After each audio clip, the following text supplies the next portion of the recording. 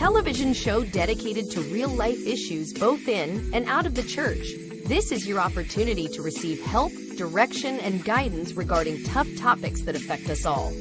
Join us as we bring clarity to life's most challenging subject matter with the goal of healing, educating, and inspiring.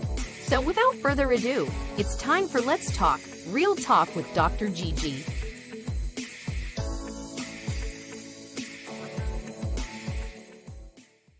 Well, hello, everyone. It is time to Let's Talk, Real Talk with none other than DrGG.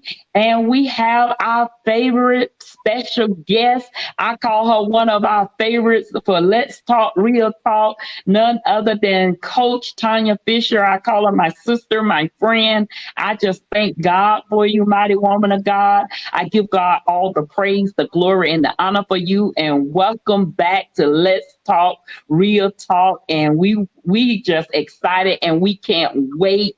We are super excited to have you back.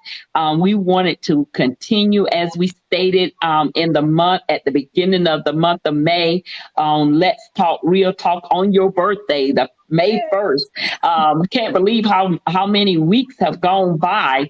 But we are elated to have you back here to wrap up. Before we could go into Father's Day, we want to begin to celebrate our men. We want to make sure that we close that door, or make sure that we have the information to mending relationships between mothers and their children, especially between mothers and their daughters. So we want to say welcome to Let's Talk, Real Talk with DrGG. And we have none other than my sister and my friend, again, Coach Tanya. We're going to take a real short break, commercial break. And after that, we're going to get right into the word from our sister. And we're going to get into the deep dive, the deep talk on how to mend mothers and daughters relationships. So we'll be right back after this commercial break.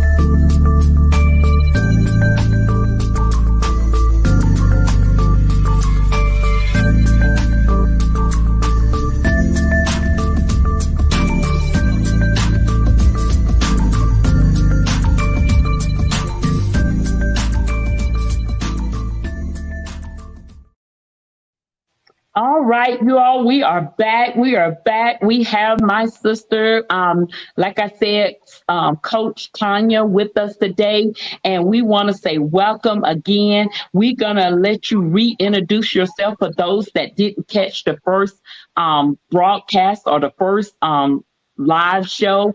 And then we want you to just go straight in, because we really want to hear from you today, the process of how to bloom while broken.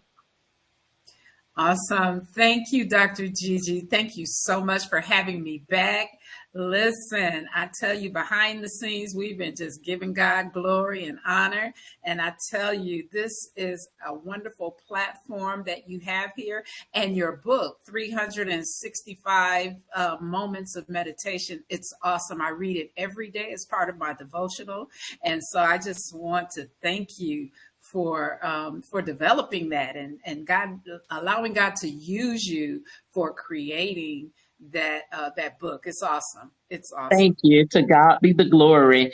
And I am super excited to be able to continue to advocate and to minister and to promote your ministry, because it is definitely needed. I recently we was witnessing, me and my sister were talking about, there were times that my daughter and myself, we had strained relationships, and we began to try and mend that relationship because of, like you stated on your last broadcast, of how you didn't necessarily agree with the lifestyle that your daughter had started to live.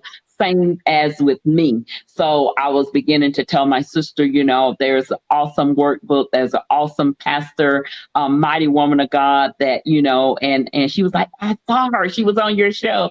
And I was like, yes. And I'm going to bring her back because we need to know exactly what it is we need to do so that we can start the healing process.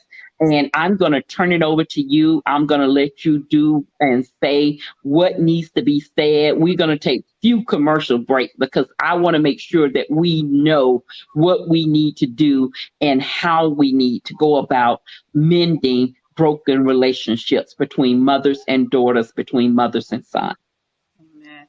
Well, thank you again. I am Coach Tanya. I know I was supposed to introduce myself earlier, but I'm Coach Tanya, and I am the CEO and founder of Bloom While Broken, which is a coaching service. I am certified and coach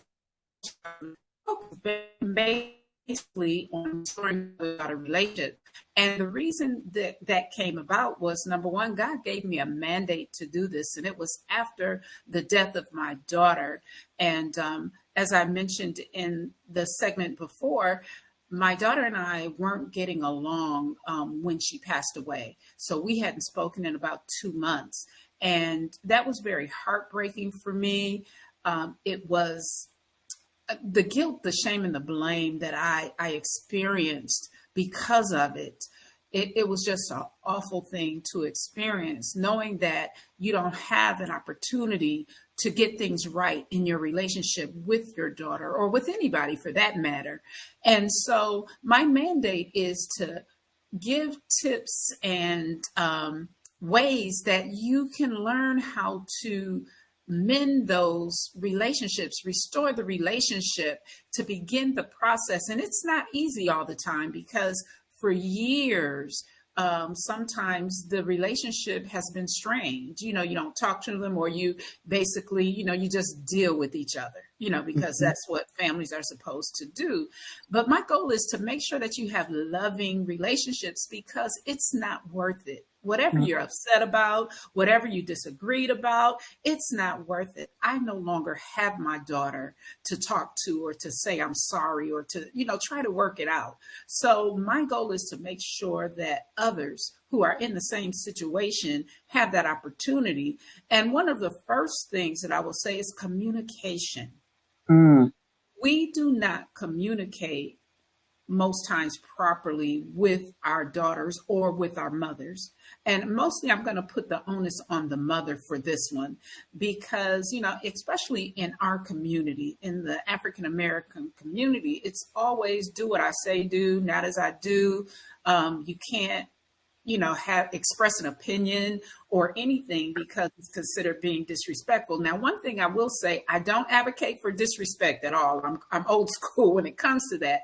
But I also believe that you should allow your children the opportunity to express what's on their mind, what's going on with them. Because one thing, let me tell you where I made a mistake. I was so busy. I was in school. I was working. I had 2 children. I was a single parent. And so sometimes the lines get crossed and you just don't have time and you're tired. We as women, even whether we're married or not, we endure a lot of stress when it comes to raising our children, because even if you're married, most of the time, the obligations and responsibility is on the mother. So not only do we have to, we have our household we need to take care of, we have work, all of that. And so sometimes we're so stressed out until we either don't listen or we take that stress out on our daughters, on our son. And I'm specifically saying daughters because mothers and daughters is what I deal with. And we take that stress out on them to the point where they don't want to talk to us.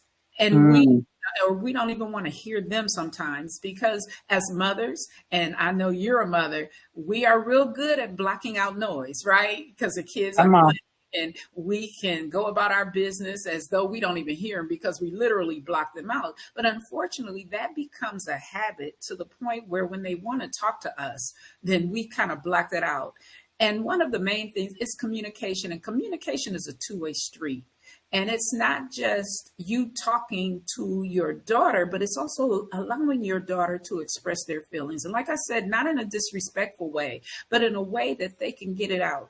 Think about it. Our children go through so much more than we did when we were younger. They have so much access to so many things. And I will tell you this from experience, if you don't allow your child to talk to you, they will find someone to talk to. And it may not be the person that you want them to talk to. Also, we hear a lot about, child trafficking, sex trafficking and all of that. And it's because some of our young women, they don't feel that they have a place in their home, or they feel out of sorts because they don't feel that they can talk, or, you're always yelling at them, or all of these things. And so there are people out there that are looking for vulnerable young women when they feel like, oh, I can talk to him or her, or, they'll listen to me, and then they get sucked into things that we definitely don't want them in. So the first key is communication. Learn how to communicate. And there's some keys, I guess, for communication, I'll say. One is, instead of always saying you, or you always do this, or you always do this, turn it to the I message. I feel this way when certain things happen, or I feel this way, or I feel, I feel upset, or it makes me upset, as opposed to pointing the finger at your child. Because when you do that, they feel like they can do nothing right. You're always yelling at them. And then it just makes them feel incomplete. And and then they don't want to talk to you at all. And then the next thing is listening. We have communicate to listen, and instead of communicating to talk. Wow. And listening is very, very important in the communication process. Just think about it. If you're talking to someone and you're trying to express yourself to them, and they're looking away, or got their hands, crossed, or, they're doing other things, whatever, you don't feel like you're important, or you're valid, or what you have to say is valuable. Our children feel the same way. Our young women feel the same way. I remember there's times when, my daughter would want to talk to me, and I'm busy. I got to do homework, or, I'm cooking or whatever. And I'm thinking like, yeah, okay, I'm listening. And you're really not, because you're focused more so on what you're doing as opposed to stopping. And even if you can't stop at that time, say, hey, give me 30 minutes or give me time, and I'll sit down and we can talk. Because it's important that you focus on what they're saying, focus on how they're feeling, and then you can kind of be able to talk to them. Because if not, like I said, if they feel that you're not really listening, or they feel that you don't have time for them, they will not talk to you. They will not. Wow. And they will find others to talk to, their friends, other people, like I said, and the other people may not give them the advice that you would want them to have. Wow. So it's important that you open up. I'm sorry, go ahead. No, I was going to say we need to take a real quick commercial break, and we're going to come back because I want to take a deep dive into this because there are consequences if we don't give that way or that space for our children to be able to talk to us. There are consequences on our part, and there are consequences that could result in for our children. So we'll be right back after this brief commercial break. The One Testimony, Dr. Frederick Gibbs shares a prophecy that has impacted the lives of two ordinary believers in God. He shows how God orchestrated events in their lives in extraordinary ways to fulfill the purpose and destiny He had chosen for them. There is no doubt you will walk away from this book more inspired than you were before you started reading. Available on Amazon, your local bookstore, or at Trilogy.tv. Amen. Amen. We are back, you all, with Let's Talk Real Talk with none other than Coach Tanya Fisher. She is the CEO and founder of Bloom While Broken. I am so excited to have you back. We are getting right back into it. So we want to talk about the consequences. And you were saying we must listen and we must give way to our kids being able to talk to us. So we're going to let you continue right on. Okay. Yes, you're right. There are consequences to not listening and not paying attention to what your children have to say. I think many times as adults, because we've gone through that, and that's one thing that I say to try to remember, you were a child once in your life, right? And there were certain things that you may have wished your parents paid more attention to. So take cues from that, how you felt when, and even as adults, when you're trying to express yourself to someone, say it's your husband or even someone at work, a coworker, and you're trying to express yourself, but they're doing other things and they're really not paying attention, that just doesn't make you feel well. And think about it. Your children, they don't feel great either. And they feel especially that they should get their the undivided attention from their parents, if not anyone else. No one should be able to get their attention besides you to that point. And I will tell you, as I mentioned from experience, my daughter, because I was so busy, I was in school trying to get my master's degree when she was a teenager. I worked a full-time job and, it was just so many other things going on to the point she felt like she couldn't talk to me. So she talked a lot to one of her friends' mothers. And she would come to me and say, well, Miss such and such said this, this, this, and this. And I'm like, well, when did you talk? And I felt so bad, because I'm like, why are you talking to someone else's mother? I'm right here. But in actuality, I really wasn't there for her.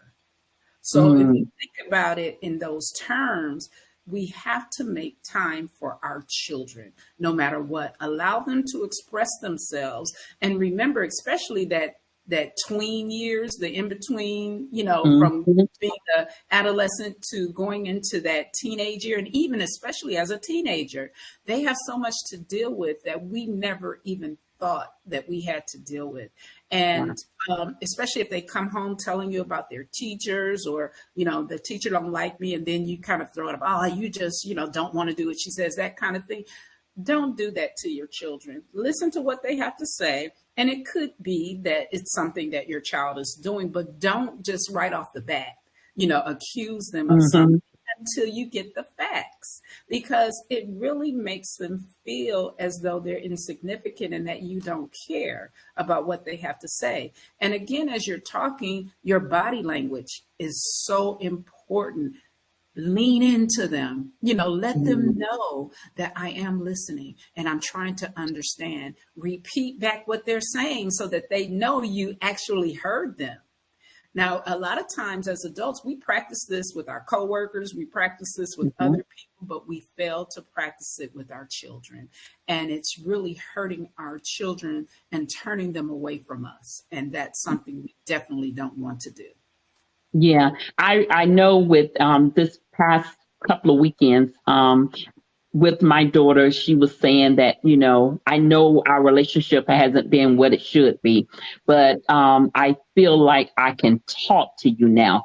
And I was like, you always could come and talk to me. But when you said that we have to stop doing whatever we're doing and solely focus on them, I'm able to see with just hearing you say that and then going back and reflecting on what she said, that there were times that she wanted to come and talk that she didn't feel like she could, one, trust me, or that she didn't feel like what she was about to say was going to be, I was going to be able to receive what she was wanting to tell me, or she knew my response or how I would respond. So that is key to us making sure that we are paying attention to what our kids are saying when they are talking, that we are solely focusing in on what they are saying. Oh, this is good. Go ahead. I'm sorry. I just got a healing moment. That was a healing moment for me. So that was a nugget for me. I took that nugget and I'm going to teach that nugget and run with it. I love it. I love it. And one thing too, especially as teenagers, you don't know what your children may say. So if they come to you and they say something that's really hard for you to receive, instead of reacting, just take a deep breath, and if you need to like walk away for a minute, or, just let them know that, okay, that's a little hard for me right now. Can I, maybe let's talk for another 5, give me 10 minutes, so I can kind of, think about this. Because again, our children, they come against so many things that we never really had to, and they experience a lot of things that we never had to. So it's important to listen. And there's so many things that go on with our children, like child molestation, all of these things. And you want your children to be able to talk to you, because have you ever said to your child, oh, you can talk to me about anything, come to me. Yep. Or why didn't you come to me? Why didn't you? They didn't come to you because you were giving them lip service, but you were not showing them that, yes, you can come to me and I'm going to listen, and I'm not going to judge you right off the bat, but I want to listen and I'm going to hear what you have to say. And so many times we don't. Another key is to listen, to be empathetic and to be compassionate towards what they say, because sometimes they get in trouble, they say things or they do things that we're not pleased about, or I remember saying to my child, well, you know better, I've taught you better, and blah, blah, blah, blah, blah. And that really just alienates them even more. They draw back, when you come at them in that way. But just ask questions. Well, why did you do that? What makes you think? But in a calm voice. And sometimes that's not easy because we're so stressed out again, or either they can make you upset or angry with some of the things they have to say. But it's very important that you try not to lash out at them, so that they feel comfortable talking with you about anything. And like I said, if you have to just pull away for a few seconds to kind of catch your breath, okay, well, let me go in the room for just a few minutes, or, let me go for a walk for a minute and I'll come back and I promise you we're going to talk about it. Whatever it is to keep your stress level down. And so they know that you're upset, it upset you, but you're not going to yell at them. You're not going to scream at them. You're not going to lash out at them, but you truly, honestly want to hear what they have to say, and then help them work out a resolution, because that's what it's all about. If they're in trouble or if something is going on, yelling and screaming is not going to help the situation. And you may feel that way because, we get upset with our children and it's just what it is. But we have to, be upset and let them know we're upset, but talk to them in a way that they say, okay, mom's upset and I might get in trouble, but I know I can still talk to her. Because again, you don't want them talking to other people. Yeah. Now, in the workbook, I wanted to make sure, is the workbook still available? Yes, the workbook is still available. Tell us about the workbook. And then I know you shared with me in your workbook and in your conferences, you do you share a very special video that I want to within the next 5 minutes or so. Our time is going so fast. I don't know where the time is going. I want to be able to share a brief clip of that video that you use in your workshops. But tell us about your workbook, and then I wanted, like I said, to be able to share this video because it really was inspirational for me. Okay, thank you. Well, the workbook is called Restoring Mother-Daughter Relationships, and I talk about communication. There's 4 steps: communication, and the key to it all is forgiveness. We have to be able to forgive our mothers. We have to be able to forgive our children. And I had people come to me and say, oh, Coach Tanya, but you don't know what she did to me. You don't know my mother didn't listen to me. She knew that somebody was molesting me, but she did nothing about it. I mean, just so many cases and things that have happened, even still. And even if your mother is not willing to try to mend the relationship, or your daughter is not willing to try to mend the relationship, you still have to forgive them and forgive yourself. Forgive yourself. And that's important too, because we, tend to forgive others, but we never forgive ourselves, and we beat ourselves over the head. We play over and over again. I shouldn't have done that. Why did I do that? Why did I say that? Forgive yourself so that you can move forward. And even if, like I said, your mother or your daughter chooses not to move forward in restoring the relationship, by you changing you and changing the way you do things, they will see it. And over time, they may come to realize that it's not worth the aggravation. It's not worth it. Being upset, angry, whatever it is, it's not worth it, because none of us are guaranteed tomorrow.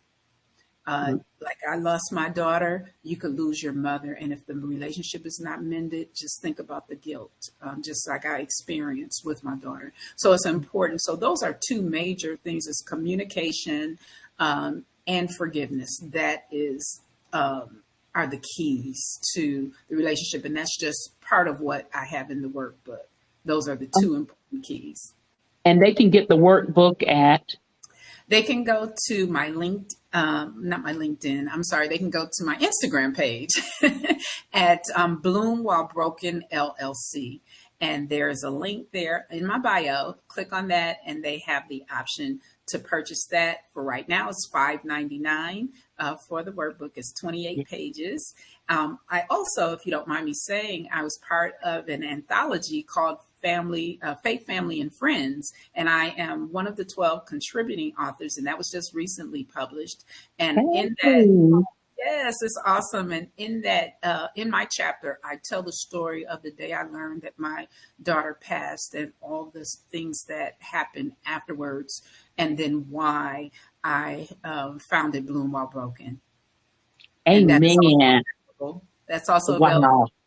I don't think we have enough time, but I did want to show a clip of this video that you use in your mentoring and your workshop real quick. So let's take a real quick look at this video, and then I want to within the next 3 minutes expound on this video. So let me share this real quick.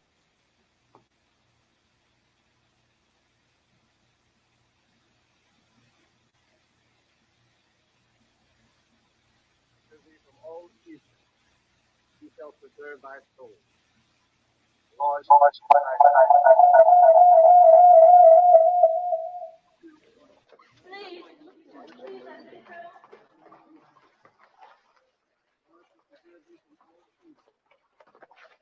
Stand back. But it's my mother. Stand back. I'm telling you, it's my mother. Please.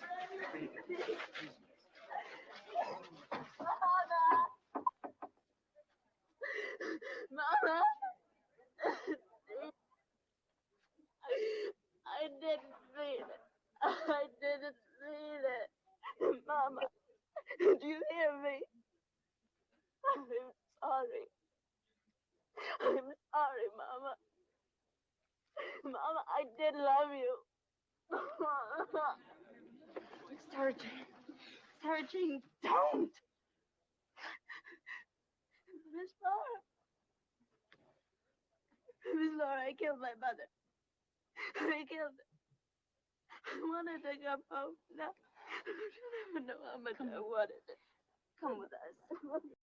So welcome back, you all. That was a powerful video. That was just the ending. That video is called the Imitation of Life. Imitation of Life. And you use that video and just expound on it and give us any closing remarks, because I know our time is gone. Like I said, you have an open door to Let's Talk Real Talk. I don't think that we can go through 2 sessions of 30 minutes and